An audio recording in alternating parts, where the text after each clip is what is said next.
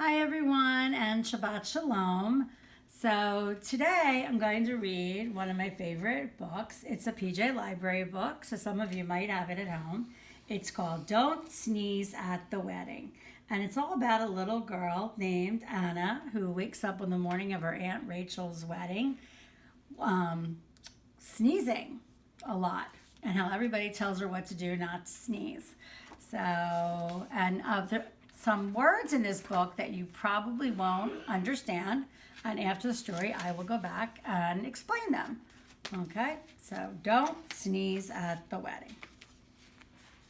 On the morning of Aunt Rachel's wedding, I woke up and achoo! Mommy felt for my forehead for fever. Daddy peered at my throat. I'm fine, I said. Just sneezy. Achoo! Please don't sneeze at the wedding, my parents said together. If you feel a sneeze coming, press your upper lip with your finger like this. Daddy showed me. I put my finger on my lip and repeated, press lip, don't sneeze. I hurried through my breakfast because I couldn't wait to put on my flower girl dress. I love it. It's pale pink with tiny buttons and a sash, and I have pink shoes to match. When we got to the temple, Grandma met us at the door.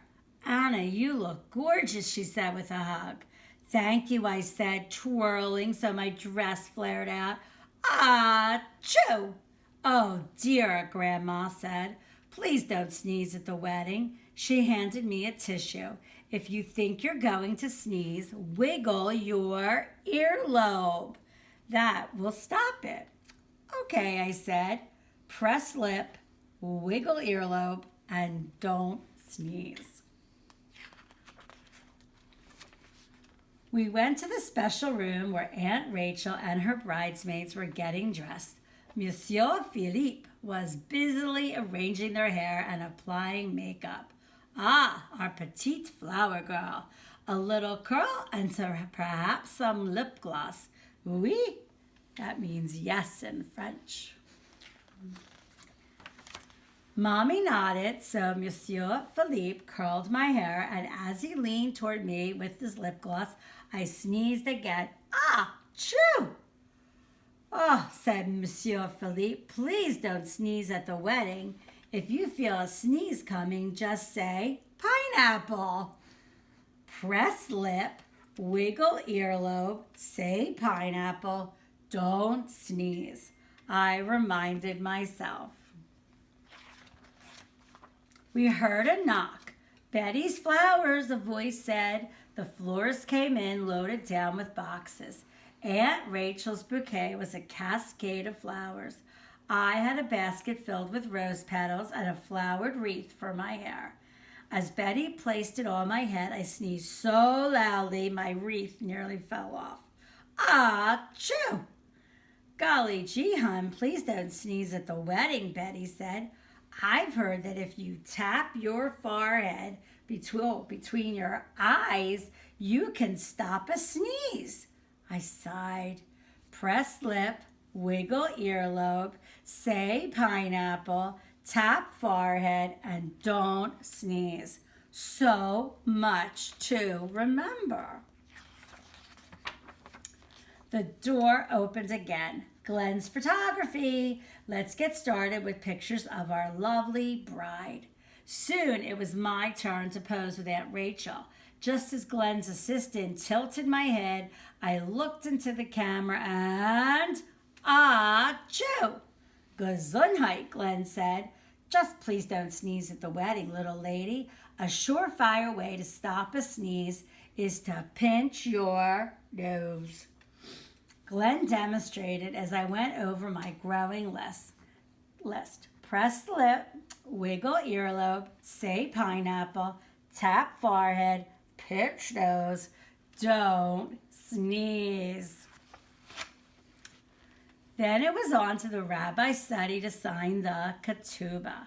I looked over Uncle Matt's shoulder and achoo!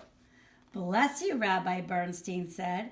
When I need to sneeze during a sermon, Anna, I hold my breath for a moment, and that always stops it. Can you guys try holding your breath? I sat down and thought over all the stop sneezing suggestions, and then it was time for the ceremony. I didn't sneeze when I walked down the aisle, and I didn't sneeze when Aunt Rachel joined Uncle Matt under the chuppah. I didn't sneeze when they shared a cup of wine, and I didn't sneeze when they exchanged rings or when the rabbi sang the 7 blessings. But just as Rabbi Bernstein placed a wine glass wrapped in cloth next to Uncle Matt's foot, I felt a sneeze coming on. I pressed my finger to my lip. I wiggled my earlobe. I whispered pineapple. I tapped my forehead between my eyes, pinched my nose, and held my breath. But as his heel came down, I just couldn't stop it. Achoo! At the sound of breaking glass, everyone shouted Mazel Tov, and it was so loud that it drowned out the sound of my sneeze. Rabbi Bernstein winked at me and whispered, Gesundheit, Anna, to your health. Aunt Rachel and Uncle Matt kissed. Then they walked down the aisle together. I sneezed at the wedding, after all, but only the rabbi heard. The end. So now, I'm going to leave that like that. I want to show you some special pictures to explain some of the things in the book that you might not have understood. So, the first thing I'm going to show you is a picture of, you got that, Tara? Mm-hmm. Tara's here again as our videographer. Hi.